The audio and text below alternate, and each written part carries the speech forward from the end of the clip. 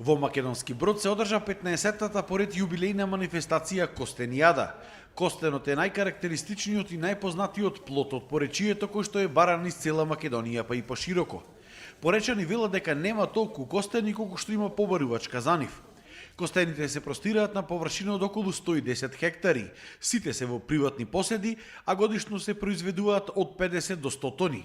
Освен костенот, се бараат и сладкот од костени, како и медот од костен, кој што се смета за најквалитетниот мед од сите видови. На македонскиот пазар повише се барани од поречието костените, зашто е квалитетот многу добар, чисто природно, нема ништо ни прскано ни ништо.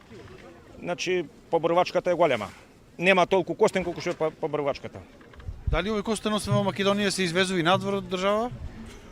Па други години се извезуваше повеќе и беше баран, немаше доволно. Ова година нешто послабо е, почна сега да се извезува, ама намалено е нешто. Мед од костен, значи тој е еден од најквалитетните медови, значи во Македонија, значи што се произведува и е доста баран на пазарот. Пошто се разликува од другите медови? Па костенот од мед се разликуваат и со специфична боја, црвена боја. И е потежок за разлика од другите медови, значи појак мед и потежок за јадење. Од општината велат дека биле во интензивни преговори со повеќе компании за да се отворат економски капацитети во Брод за откуп и преработка на костенот. Така да токму во костенот го гледаме и економскиот бенефит на општина Македонски Брод.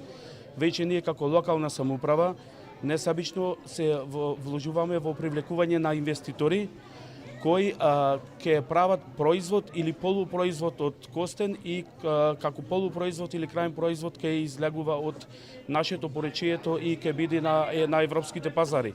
На настанот имаше представници од Министерството за диаспора, кои што пред неколку дена отворија и канцеларија во Брод, од каде најавија дека овие инвестициски можности ќе ги презентираат и кај нашите иселеници.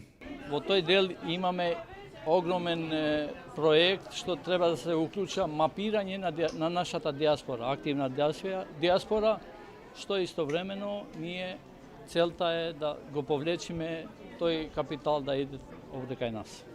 Како дел од манифестацијата се одржа и уникатна изложба на ракотворби од костен, кои што ги изработија децата од средното и основните училишта во Македонски Брод.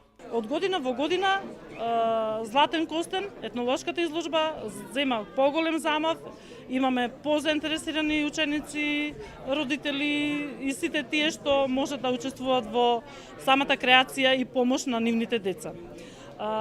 Сакам да кажам дека оваа година е зголемен бројот можеби за 100%, бидејќи долани имаше така средно, меѓутоа сега оваа година имаме повеќе од 300 учесника.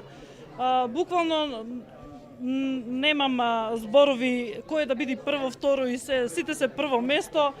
Изненадена сум, преубаво, се надевам дека децата и во иднина ќе творат, ќе градат, ќе биде отворена изложбата скоро 2 недели. Можат, имам најава дека ќе доваѓаат ученици од соседните општини кои што сакат да креираат, дел од учениците што имаат смисол за креации.